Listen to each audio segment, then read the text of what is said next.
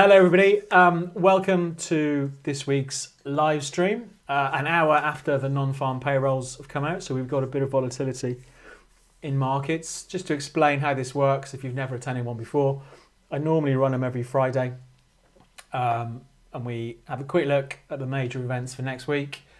Then we'll go through the major markets, indices, some FX markets, gold, oil, that sort of stuff.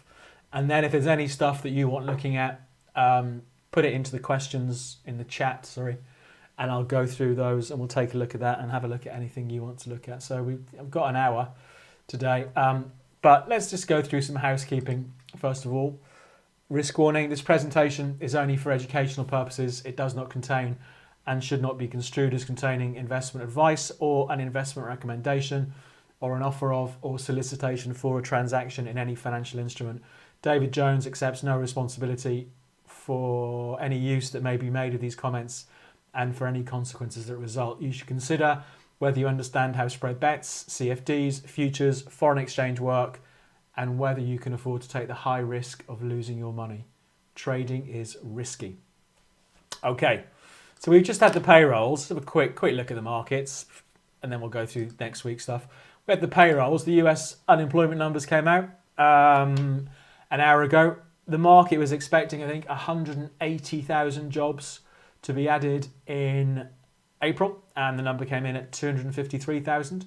So much better than expected. So we've seen a strong performing stock market. That's where it was, the S&P, just before the number came out. So we've seen the S&P put on about 20 points. We've seen a bit of a jump in the US dollar as well. This is the dollar index, giving back some of those gains now. We'll see how that goes.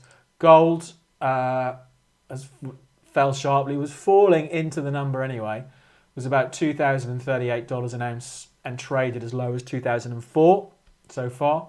So a decent move there. But let's just go through next week's stuff. Then we'll take a look at these markets in a bit more detail. So this week we've had US interest rate decision on Wednesday. That's always a big one. And the non-farm payrolls today. Looking towards next week, we've still got a few bits and pieces next week. But US inflation on Wednesday. Clearly, inflation's very much still a hot topic. I think the last US inflation number, the consumer inflation came in lower than expected. I think it's about 5%, something like that. The lowest almost for 2 years in the US. I think from memory, it was back to May 2021 figures. Something like that. So US inflation has been falling. Let's see what that looks like on Wednesday, but we could have some volatility around that. Then on Thursday, UK interest rate decision. Not as important as the US interest rate. I think the expectation is for a 1/4% rise in the UK next week. I think that's expectation. So let's see. But as usual with these things, it's what the central bankers say around their interest rate decision rather than the decision themselves, unless it's an absolute shock decision. So it will be the dialogue, the press conference, all the usual stuff. So that's next week, Wednesday and Thursday.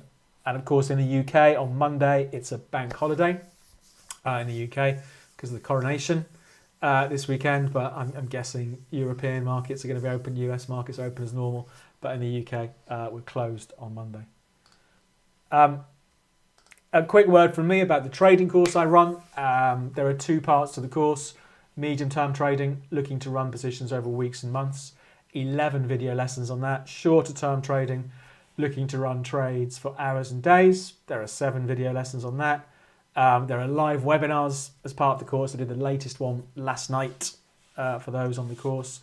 And there's also a WhatsApp group that gets updated throughout the day by me. So normally one message in the morning talking about what I'm watching for the day, what trades I've done the day before, and if there are any questions, I answer them in the WhatsApp group. So that's all part and parcel of the course.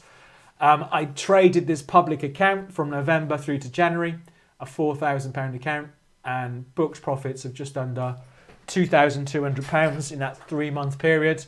If you go to the website, you can see a bit more of a breakdown of how that P&L was generated, so real money. We'll do some trades today as well, probably with real money. As a real money account I've been using for these live streams. It's doing okay at the moment. The Nasdaq trade has bounced back.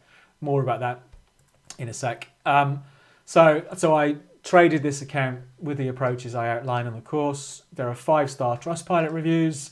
There's a newsletter I send out every week. That's free of charge. That goes out over the weekend. To see more information, to sign up for the newsletter, all of that, if you go to the website, davidjonestrading.co.uk, you can read all about it, so to speak. And if you scroll down, you can put your email address in there for the newsletter, and you can click through and see the performance, more detail on the performance. If you want to see what broker I use, the broker I'll be using today, if you go to the broker page, then I've done a short video, a 10-minute video on why I use the broker I use. So that's all on the website, davidjonestrading.co.uk. And I'll put the link, as usual, in the description to this video today. So that's that. Okay, what are we doing? Let's have a look at these markets. Let's start off with stock markets. I've been waiting to buy the dip in the S&P, and I wonder if today's the day where we see that correction stop. I've been bullish on stock markets for the last few months. We've had this recovery in the S&P that's been running since October. Is this the S&P? Yeah, been running since October last year. For me, that trend is still up. It's been selling off pretty much all this week. This is a daily chart we're looking at. We've seen this market sell off. Big update today off the back of these things, unemployment numbers. So for me, I think that's an interesting trade for perhaps next week for me. We had seen, I mentioned it, I think in the WhatsApp group this week, that the 40-40 to 40-50 level, 40-50, had been support on the S&P. Going back to about the end of March, we see whenever the markets come down here, we've seen the buyers come back in. So I think it's interesting down here. So it's not a trade for me today. I've already got a trade on the Nasdaq that's been running. So I bought that at 12,832 in this account I use for these videos. So I bought it at 12,832. So that's a couple of hundred points, 250 points in profit so far.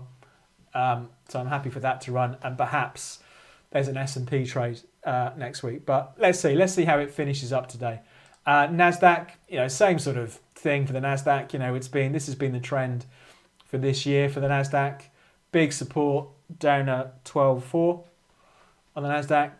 Again, we've seen a relatively big move today on the daily charts. Let's see how it ends, and perhaps next week is the push. We'll see a further recovery. But my target for my shorter term, medium term Nasdaq trades, the first target for me is a run back to last summer highs at 13,700. So about 600 points higher than where we are now. Let's see how that works out. DAX, German market, I'm long the DAX in my own account, medium term trade. Not much to say on that. It's been a pretty boring couple of weeks really, isn't it, for the DAX? But overall, the trend definitely still up on the DAX. All-time highs up here. Let's see what happens if it manages to get back to 16.3. See if happens there. See if it breaks through. But the DAX for me is bullish. The FTSE's been hit quite hard, relatively speaking, in the short term. We had a great trend on the FTSE. I traded that a bit on the way up. Haven't traded on the way down. Again, I think this is, depending on where US markets end today, do we see a bit of a recovery for the FTSE next week? So that's it. So for me, medium term, trends are still up on stock markets. It's been selling off all this week. Is today the turnaround? So there could be, for me, the way I trade, there could be some shorter term opportunities next week in these markets. Dollar index. We did do a trade on the dollar index that's running at the moment. It's slightly underwater. Bought it at 101.70. It's currently at 101.30. I also traded it for myself in my own account yesterday. And the reason I did it, I'm a big fan, as I often say, of this dollar index. We've come back down to the lows for the year. So the lows for the year so far, we're in at 100.8 in Feb. The market rallied off it, rallied 500 points, 400 points off that level. and we've come back to it again, and we're bubbling around here. So I think this is another interesting market to watch next week, particularly given the fact we've got inflation data out. So I'm long anyway. I'm long in this account that I use for these live streams. I'm long in my own account from yesterday. I bought it yesterday as a bit of a short-term trade yesterday, just wondering if it's starting to turn around. I mean, it's encouraging today. It's had a bit of a blip higher today. Again, let's see how it ends. I'm not too bothered about the minute-by-minute moves, but we've got a big level down here at 100.8, those lows. Pound against the dollar. I traded this on Monday. I just came out of it today on the payrolls. But I traded this on Tuesday, sorry. So it was a good trade on Tuesday in here. Because the trend had been up. Pound against the dollar trend has been up. So I basically bought the sell-off on Tuesday. I was in a bit early. I was in here. And the market, I was in here actually. 124.70. And the market did drop to 124.38. But then it rallied up. It rallied a couple of 100 points. And I came out of it on this sell-off. I'd still be a buyer though. I think it's an interesting market, pound against the dollar. And clearly so much hinges on what is going to happen with the dollar. Because clearly if the dollar starts to rally, it's going to put pressure on things like the pound. But as of today, we've seen the pound trade to its best levels since the end of May last year. So we saw an 11-month high on the pound today. So I'd absolutely be a buyer of the dip on the pound. It's just how far does the dip go? We've got short-term support from yesterday at 125.50. Bigger support from Tuesday down at 124.35. So for me, that's another interesting market to watch next week. But the trend is still up. Even if it sells off a bit from here, I'd still be happy to be a buyer of a dip. Let's see how it goes. And a similar one with the euro US dollar. Euro dollar end of April traded up to its best levels since March last year. So we saw a 1 year plus high in April. This is another one for me where I'd be a buyer of the dip. It's been a bit, you can see, it's been a bit sideways over the last, what is this now, the last 3 weeks or so. There's a lot of support down, ahead of 109, 109.10 down to 109.40. So it's not as convincing an argument to be a buyer of this, I don't think, as it is to be a buyer of the pound against the dollar. Pound against the dollar, we've got a better trend. And just today, it's hit new highs for that recovery. But euro dollar is interesting. But so much does depend on what happens with this dollar index. The other FX market I look at briefly, I do have a medium-term trade on this one, is dollar yen. I think this is the dollar against the Japanese yen. We have had a gentle recovery since mid-Jan. Briefly hit, I didn't quite hit a new high for the recovery. Has been pulling back again this week. Do we see a bit more of a resurgence next week? So I'm long at the moment on a medium-term trade on that. So let's see how that works out. But the dollar is the one. The dollar index is the one to watch next week to see if these old lows from February continue to hold the price up. Let's take a look at some of the commodities. I saw in the question someone was asking about that move the other day, that $5 move. I've got no idea. Here we go. What caused that? I tried to Google it as well, and I looked everywhere on Twitter for the news, but this is a 5-minute candle. So it was Wednesday night, Thursday morning. No, it was Wednesday night. So Wednesday night at 10 o'clock, oil closed at $68, and then between 11 and 5 past 11, it dropped from 68 to 63, 67. Crazy move. And then it just bounced back. No idea what caused that. But let's go back to the dailies anyway. But I think it's interesting on oil. Let's take it back out. Hold on to where we are. Because we've had some big swings over the last 6 weeks or so in oil. We had that surprise announcement of a cut in production by OPEC over the weekend, the beginning of April. That saw oil gap higher.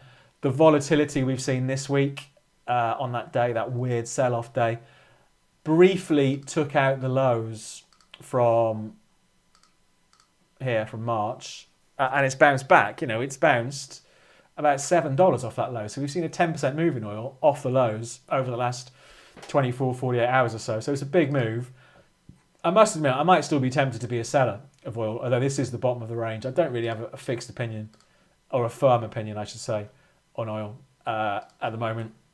I've got a trade on, a moderately bullish trade, but using options. It's a longer term trade. But in the short term, I think if it ran much higher than here, I'd be quite interested in selling short oil from a short term trade point of view. But on the dailies, it's a bit all over the place over the last month. So, lots of volatility, straight up and sort of straight back down again. Let's see what happens. But I'm not really too bothered either way. Natural gas. I think it's interesting down here. Okay, I mean, clearly the big trend is down in natural gas. What's interesting for me, if we look at the last month or so, I thought this was an important low for natural gas. If you flip it over to the hourlies, we saw a half decent rally in natural gas off that mid-April low. That mid-April low was 189. And I thought, maybe this is the market turning round. And that could still be the case. There's absolutely an argument. If you were bullish on natural gas, then down here, the risk-reward is very attractive. Because for me, if it breaks 189, we're going down again. So the market's currently trading at, 201. So if I was a buyer at 201, maybe that's the trade. Should we do it? Let's do a trade on natural gas. So we'll do, I hate natural gas because it is crazy. But maybe that's the trade to do. We'll buy natural gas. I don't know how big I'm going to have to trade it. Let's have a look. But we'll be a buyer down here, taking the view, the market's gone too far. How small can I trade? If I want to have a stop loss, where's my stop going to go? So I'm trading the June contract here, which is trading about 10 cents higher, 190, 170. Let's say if I want to have a stop at 170 on natural gas, what does that look like from a risk point of view? Can I trade a bit smaller? I don't really want to, on this account, risk that much. The minimum is 1, so my smallest risk is 400 quid. Let me try and pick another contract and see if I can trade it. I don't think I'm going to be able to, but what did I say for the stop? 222, so I'm saying 160. No, it's still too much risk for me, isn't it? Okay, let's knock that idea on the head. I'm not going to do a random trade on a Friday afternoon with a 400 quid risk just for the sake of it. But I think it is interesting down here because 189 has held the market up for so long.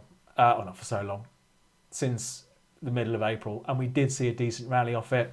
Let's see what happens. But I do think if 189 breaks, the risk is we're going to see a deeper sell-off again. Okay, so interesting market to watch. I was in the trade. I moved the stop, not quite to break even. I did end up losing money. I bought it on the way up, and it faffed around for too long, so I cranked the stop up. So I came out of it, I think about here, in the end. But I think it is interesting down at these levels. But as we know, natural gas is a crazy market at the best of times. Sorry, hang on. But interesting down at these levels. Let's take a look at gold and silver. Hang on, my YouTube has gone a bit nuts. Let me just see if I can get it back. There we go. I must admit, I completely missed this move in gold yesterday. That it actually moved to fresh all-time highs. Who'd have thought it? The old all-time high for gold was from August 2020, up at 2,075. And the market punched to 2,081 yesterday. I think I've said a few times, I can't quite understand why gold is trading at these levels. But, it is where it is. If I had to do a trade on gold, I'd go short with a stop above the highs. But I wouldn't want to go short yet because the trend is still up since November. So the trades I've done, I have traded it on the way up. I've not traded it for a few weeks, gold. But I suppose the emotional trading bit of me thinks, well, what's the reason for gold to break out to all-time highs again? Well, if we saw a further sell-off in the US dollar, that is the reason, I think. So again, so much of it hinges on what happens with the US dollar. let's see what happens. But I would absolutely, if we saw a rally by gold again up to 2050, 2070, I'd be thinking about selling short. But you can't argue with the trend. So at the moment, I'd be a buyer of the dip. What levels would I be watching? It went sideways for a long time in here, relatively long time from a short-term point of view, couple of weeks. We're pulling back into that range. We've got support around about 90.70 on gold, $30 lower than where we are now. So maybe it's interesting for next week. If we see things calm down, maybe it will have another go at those all-time highs. So perhaps there's a short-term trade in there. Let's see. Let's see what happens. And silver, silver, it's been knocked back a lot today because we've seen a bit of this US dollar bounce and those good numbers, those good employment numbers. But looking at the long term for silver, we have broken out this downtrend. So there's absolutely, a bit like gold, there's an argument for being a buyer of the dip on silver. It's turned around quite a bit today. The high today was 26.13. Here we are at 25.20. So it's lost $1 today, but it's another one, I suppose, interesting one for next week. I don't think I'd trade it. I'd probably trade gold rather than silver. But we had this big sideways through much of April with $24.50 as the floor. So let's see what happens. If it pulls back into that range, do we see it build a base and perhaps we have another run at $26? So I'd be a bit like gold, in the short to medium term, more bullish than bearish. But I think there are easier trades to do than trading gold and silver. And finally, should we have a look at Bitcoin? I think this Bitcoin is still interesting. Absolutely continues to. For me, that still looks bullish. We've had the recovery up this year. Someone's saying it'd be great to move your camera 10 centimeters down so we can see what market is open on chart. Sometimes I miss what we're looking at. Okay, I don't think there's a lot I can do about that. I think because my head's in the way, isn't it? Let's try that. There we go. So I think you can just about read that. Or maybe you can't, actually. I say what it is normally anyway. Oh, right, I can see it. Yeah. Well, there we go. We're stuck with what we're stuck with. But I think this is Bitcoin we're looking at. So I think Bitcoin's interesting because we have had this recovery all this year. It hit the best levels since, when was this? June of last year. So 10-month highs, something like that. It was a good opportunity to buy the dip in here when it held 26.5, has emerged as reasonable support for Bitcoin. So again, I don't think it's going to be troubling 60,000 anytime soon. But I think it's an interesting trade. The more interesting trade for me would be if it sold off back to sort of 24,000, something like that. Then it gets a bit more interesting. But it is absolutely recovering this year. The trend is up, looking to buy the dips, all of that sort of stuff, if that makes sense. So Bitcoin, I think, is still positive. So just to recap, what's interesting for me next week? I think it's the two big ones. Stock market indices, so the S&P, because we've been selling off this week. S&P 500 selling off, and we're having a big day today off the back of those payrolls. So that's interesting. Is this where we see the market try and leg its way up and make a new high for this recovery? Let's see what happens. But my target in the short term would be about 4,200, I suppose. So not massively aggressive, because it has been a bit of a ceiling for much of this year, sort of 4,200. Let's see what happens. But I think that's an interesting one to watch next week. And the dollar index. So the dollar index, because we are on these lows for the year so far, and we've got the UK inflation numbers out, US inflation numbers out on Wednesday. So it'll be interesting to see how it performs around that. So that's the two markets that I'll be watching next week, and I've got trades on both anyway. So I'm long the Nasdaq, and I'm long the dollar index from yesterday. So I'd watch them anyway. But I think it's going to be an interesting week on those. So what we'll do now, we'll dive into any stuff you want looking at. Quick mention for the website. Go to the website, davidjonestrading.co.uk, to find out about the course I run, and sign up for the newsletter, which should go out this weekend. I'm going away this weekend, so maybe I won't get around to writing it till later. But if you go to the website, you can sign up for that. Right, let's go and have a look at some of the things you want looking at. So, why do you do risk warnings? Is it for legal reasons? Because you never advise us to do anything regarding trading. You only give us your useful commentary. Thanks very much. Force of habit, I think, because I used to work for regulated businesses, and I always have to do a risk warning. And I think there's no harm in doing a risk warning, to be honest, just to remind people that, you know, most people lose, and you've got to be careful with what you're doing with trading. And it is, you know, it's a horrible thing, trading, to go off at a tangent. You know, I've said this before. I think it is now, you know, mass marketed and sucks in even more people who shouldn't be trading. I ran the webinar last night for people on the trading course, and I said in the webinar, I'd seen a mate of mine this week who's quite a big trader. He's got 150 grand in his trading account, but, and I would say this to his face, trades like a lunatic. You know, he'd be up 10 grand, 10 grand one day, and down 15, 16 grand the next day. The account is down overall, down about 30% over the last 3 or 4 months. And I think that's the experience for a lot of people. Obviously, mostly not with 150 grand accounts, but I think people coming to trading not really appreciating how hard it actually is.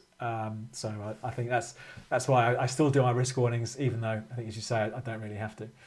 Do you think gold made a triple top and it's the end of the uptrend? No is the quick answer to that. I don't believe in triple tops and stuff like that anyway. I mean, if this is a triple top, then it will only be confirmed if gold breaks 1615-ish, the lows, yeah? Because we've got top, top, top. And for me, that trend is still up. So even though I do think, I can't quite believe why gold is up at these levels, that trend is still up. So for me, I would be surprised if in 6 months' time, the price of gold starts with a 2, and that's not me saying I think it's going to start with a 3. I think it should be starting with a 1. So I think we'll go back into the range. So that's my opinion. But from a trading point of view, I would still be buying the dips because I'm not going to argue with the market. You know, for whatever reason, very bullish on gold at the moment because we saw it hit a fresh all-time high yesterday. So for me, I wouldn't be calling a top. I'd be buying a dip. So I put my opinion to one side and just trade what's in front of me. So yeah, I wouldn't personally. I'm not going to worry too much about whether the trend is over yet because clearly this trend that's been running since November is still going. I really can't believe that we're going to see 2,500 gold. But if the dollar collapses, you know, that is going to lift the price of gold. Let's see. Let's see what happens. Natural gas. Yeah, we looked at natural gas. Nvidia. From memory, when we've looked at this before, this has been a good one, hasn't it? Is there a trade? Oh, it's been a bit sideways. Clearly, we've looked at it before because there's a trend line in place. It's been a little bit sideways during April. Although saying that, it did make a new high. Let's do a trade on Nvidia. It did make a new high for the recovery, the 1st of May. Let's do a trade. So I'm bullish because the thing's going up, right? So the only question is, where's my stop going to go? I'm going to go... That for me is a fairly tight stop on a stock, although it's still a $20 plus stop.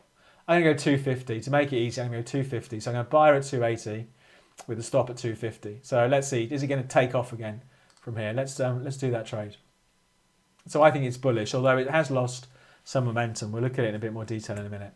So I said 250, didn't I? 250 on Nvidia. Let's buy it. Stop loss, 250 stop. Let's do 2. Buy, place trade. Done. Okay, so we've got a little Tesla trade in there. Oh, they've got a few stock trades actually. Got General Electric trade in there from the other week. Tesla from a couple of weeks ago. And there's that little Nvidia trade, which is already up 6 cents. Oh, no, it's down 10 cents. Let's see how that works out. But I think it's okay. I think it's lost some momentum. But that trend off those lows is still up. It was a nice trade that I remember, not now, but I remember we've looked at this in the past. You know, we had, you know, quite a textbook turnaround really. Downtrend, downtrend, downtrend, breaks downtrend, sells off, and then back. This is normally my sort of setup. One of the setups I go through on the course is where it breaks and it sells off. So I'd much rather buy the dip rather than be buying up here, not surprisingly. But I think it is interesting. Let's see. But maybe this is going to be a problem. Maybe 290 is going to be a problem. Let's see how it turns out. But I quite like the trend on Nvidia. So let's see what happens. Swiss yen. Chuff against the yen. Swiss franc, Japanese yen. I would be a buyer. It looks a bit like euro yen, that, doesn't it? I've been watching euro yen. So not surprisingly, the Swiss yen looks a bit like euro yen. I would be a buyer of the dip. But not today. So we've had a great trend actually going back to 2020. So we're 3 years into this trend for Swiss yen. Trend accelerated from whenever it was, September 2021. Broke out to, I'm guessing is it all-time highs? It's certainly the highest it's been in about 14, 15 years. So me, I'd be a buyer of the dip. And so if we flip it over to a shorter term chart, I wouldn't do anything yet because for me the trend is still down, but we do have a lot of support, coming in ahead of 149. So I think that's an interesting market for next week, Swiss yen. Nice one. If I show you euro yen, you'll see the similarity. So this is one I've been watching for maybe a trade next week. Same sort of stuff. Breaks out, sells off, does it hold? Let's see what happens. Apple is at 175, looking to go short. Let's have a look. It's gappy, isn't it? Did they have earnings out yesterday? Let's have a look. What have we got here? So 4th of May, Thursday. I wouldn't go short, but who knows? No one's got a crystal ball. So it closed at 165 yesterday, and it's now 173 today. So it's moved. It's that 5% higher. What were the earnings? What does it say? Estimate was 142. Earnings came in at 152. Better than expected. Revenue was better than expected. All good. All gravy. So for me, the trend is still up on Apple. I would be buying a dip on Apple personally. I mean, we do have quite a lot of resistance coming up here. 176 to 183. So if it's going to run out of steam anywhere, it'd be interesting to see what happens if it gets up to these levels. But for me, yeah, I still be looking to buy the dips. Been a good little trend that there, hasn't it? All the way since December, from 126 to 173. It's been a good move, that, hasn't it? Let's see. But yeah, I can see why you're thinking about maybe short. See what happens. I mean, these are the all-time highs, I guess, from January last year. Yeah, interesting. But for me, still strong in the short to medium term. What do you think about the Vanguard FTSE Global All Cap Index? Oh, let's have a look. Vanguard FTSE Global All Cap ex Canada FTSE Global. What have they got against Canada? Global. What's it called? All Cap. So we look at the let's look at the ex-Canada one. Well, that's the or is it ex-Canada? Oh, you like that on the Toronto Stock Exchange.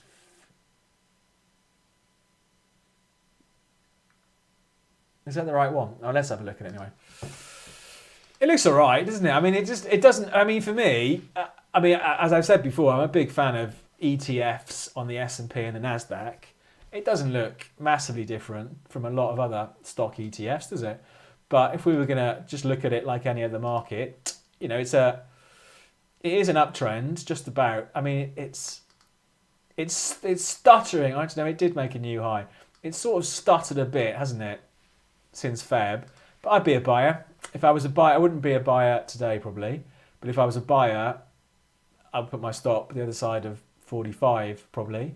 I mean, it's okay. I bet it looks. Does it look similar to something like the Dow or maybe the DAX? But yeah, you know, it's done pretty much what other stock markets have done, isn't it? Sold off, bang, rally, recover. So it doesn't look massively dissimilar to the S&P, does it? There's the S&P 500. So yeah, it looks alright, doesn't it?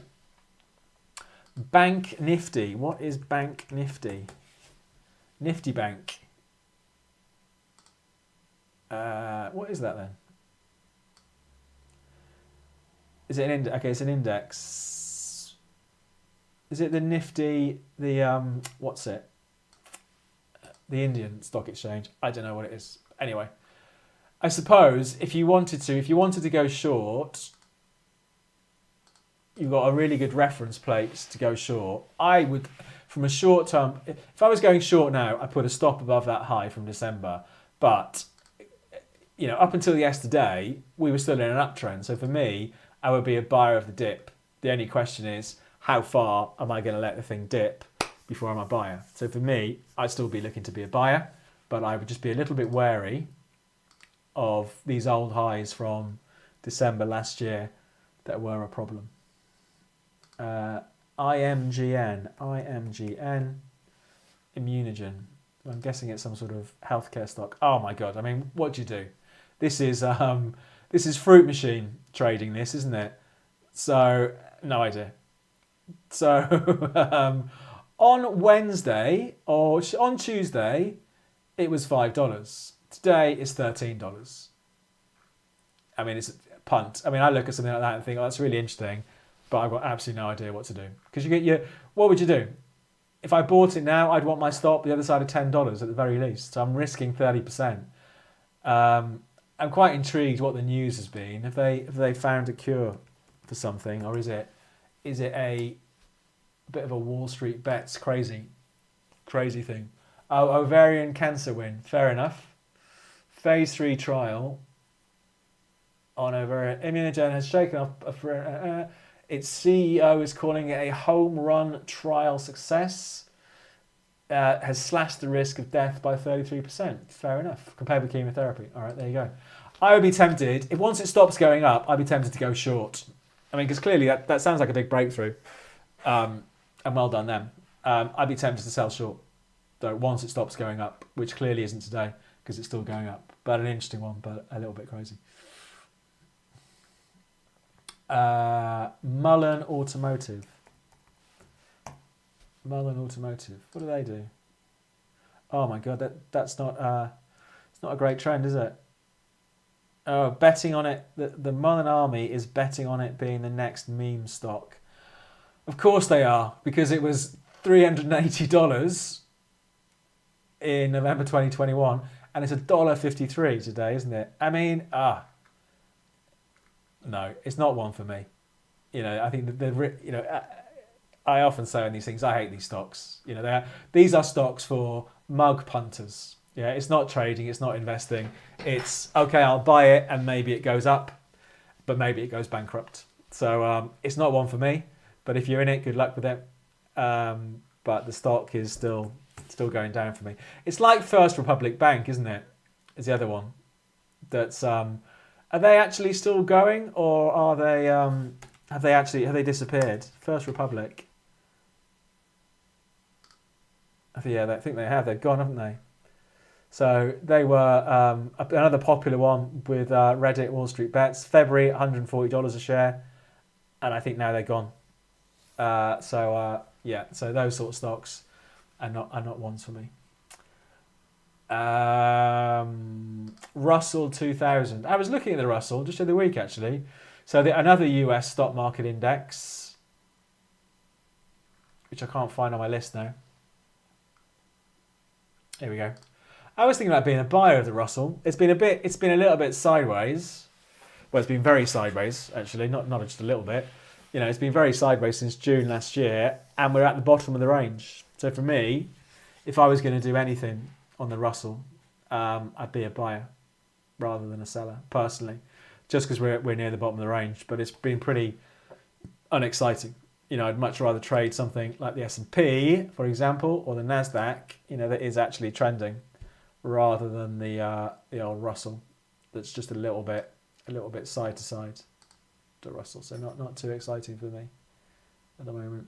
Prosegur cash. What's BME? What market is that? Commercial. I mean, it looks quite thinly traded. Hang on, let me Google BME. Oh, it's not Brazilian, is it? Am I being stupid here? Is it somewhere else? BME market. Oh, is it España? Whatever.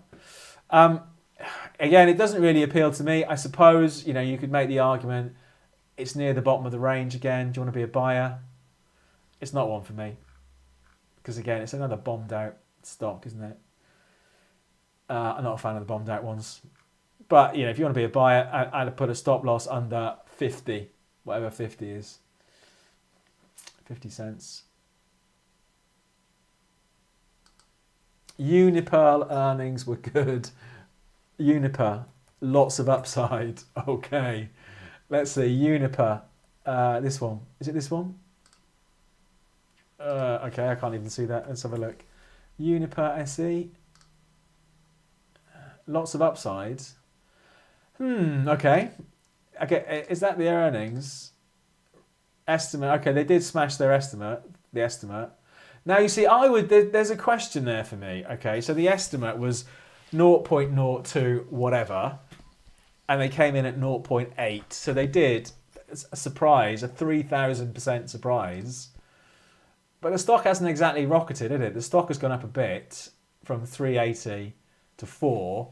So the stock moved a bit. I would be tempted to go short on Uniper and thinking, well, if they smash their earnings out in the park and they still can't rally,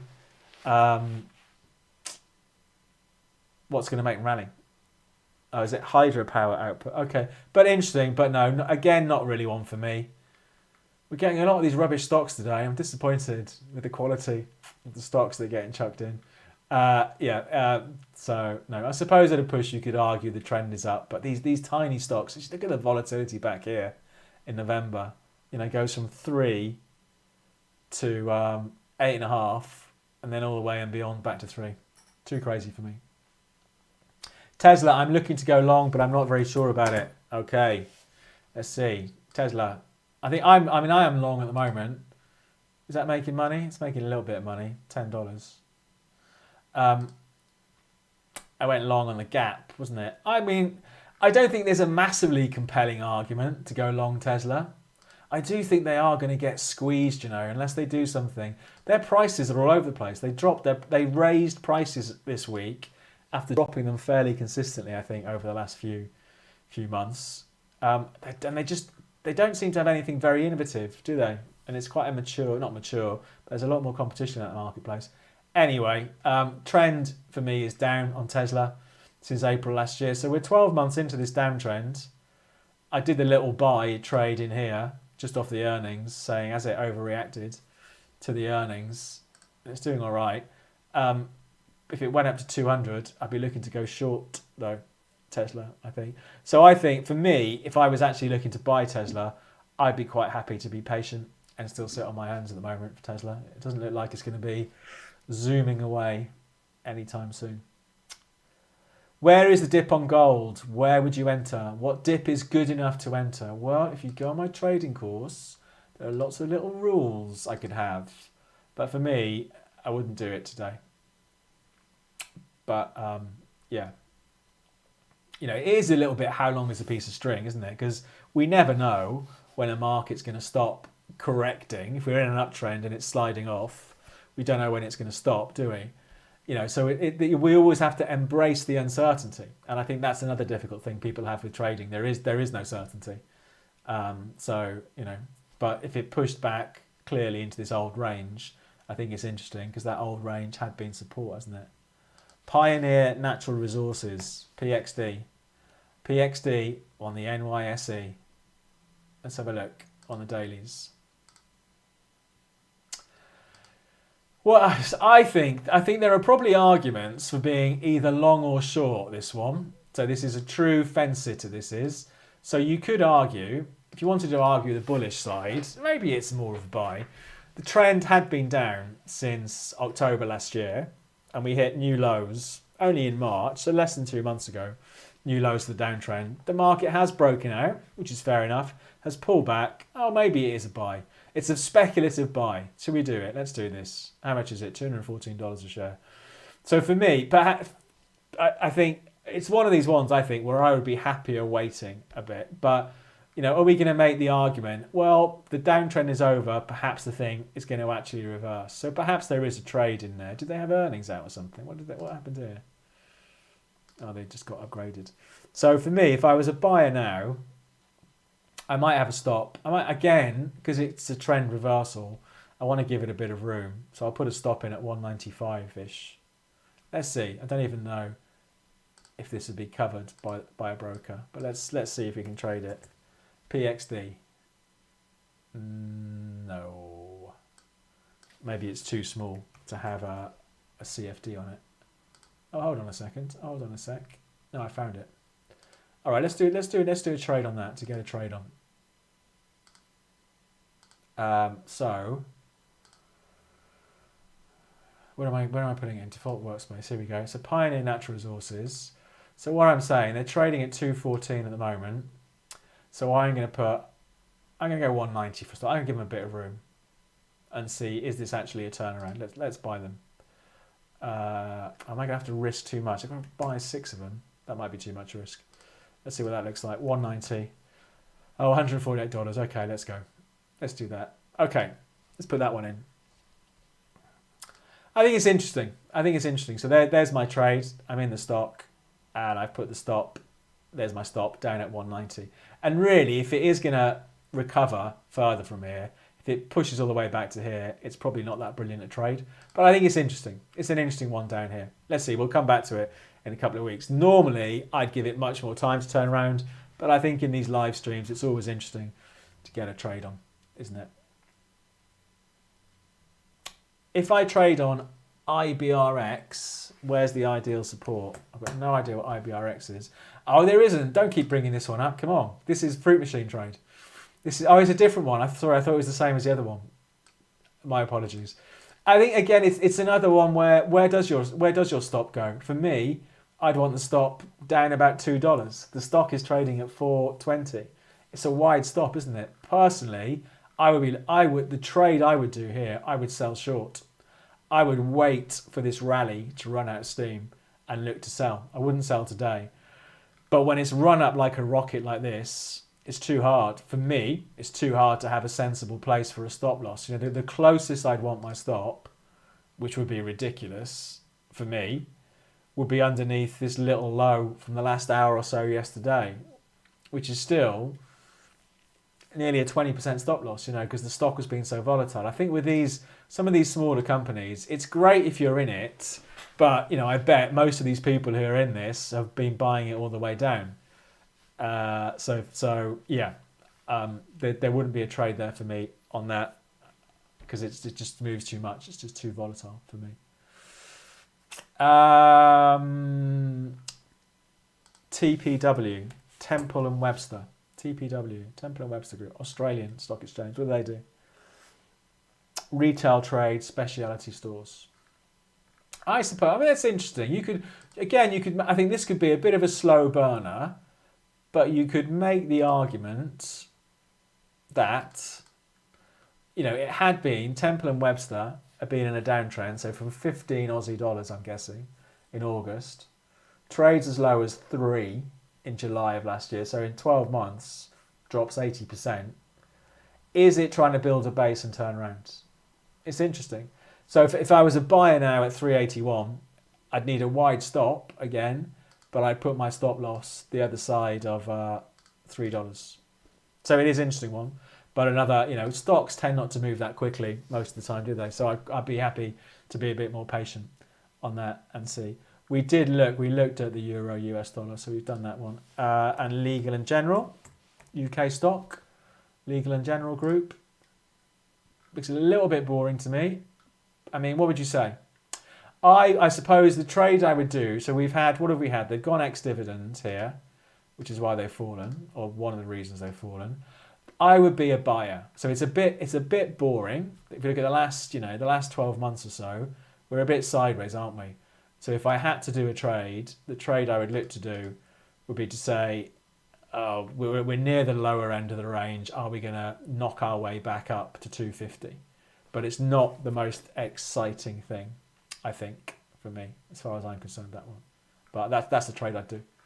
Because it is, I mean, look at it. I mean, even if we go back to February 2019, so we're going back 4 years here, you know, we have quite a bit of excitement. That's the COVID, I'm guessing, the COVID stuff.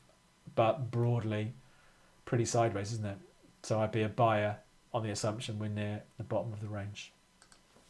Canadian CNQ, Canadian Natural Resources, on the TSX, on the NYSE. Hang on, CNQ on the NYSE.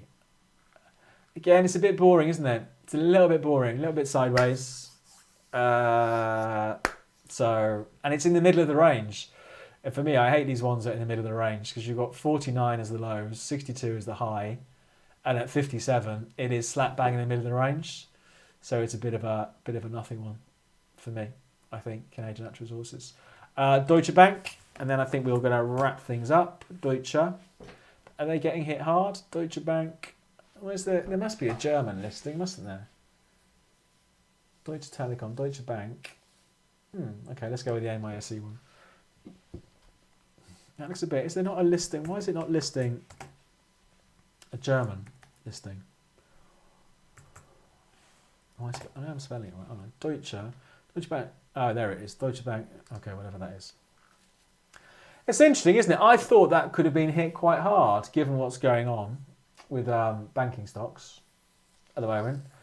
I suppose, and again, for me, it's not a brilliant trade that really jumps out at me, but it hit hard when we had that mini banking crisis in March. You could take the view that all of the bad news is out of the way now for banks and be a buyer, I suppose. If I was a buyer, I'd probably want my stop at least the other side of €8. So I don't think it's a fantastic trade, and it's been pretty sideways since then, since whenever it is, Feb 21. But that would be the trade I would do, but not a brilliant one. So yeah, that's it. So we'll wrap things up there. What's happening with the trades? Pioneer is slightly against me. Don't worry about that. Nvidia is slightly in profit. Nasdaq is the biggest winner at the moment, and I think it's an interesting week for stock markets next week because we have been selling off. This is the S&P. Let's see what happens next week. So that's an interesting one to watch, and the dollar index as well is an interesting one to watch because we're down in these lows. So I'm going to wrap things up there. Don't forget, go to the website to find out about the training courses I do, to sign up for the weekly newsletter that will go out this weekend. That's free of charge, the weekly newsletter. You can see more information about the stuff I trade and everything else on the website. But for this week, we'll wrap things up. Probably do it all again this time next week, so next Friday. And it's another bank holiday weekend. Or is it a bit later? Whatever. But we'll do it next Friday. Again, have a look at the website to find out more. In the meantime, good luck with your trading, and see you next week.